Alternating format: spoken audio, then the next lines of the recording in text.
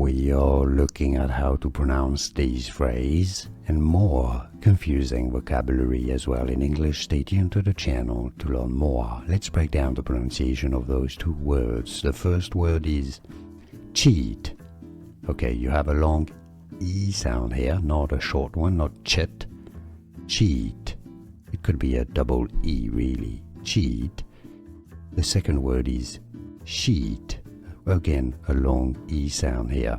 So those are essentially pretty much the same pronunciation, but with a ch sound for the first word, cheat, a sh sound for the second one, sheet. Cheat, sheet, cheat, sheet.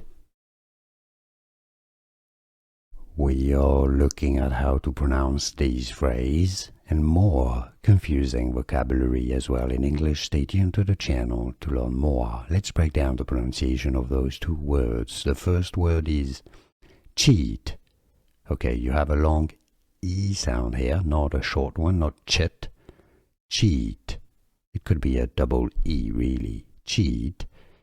The second word is sheet.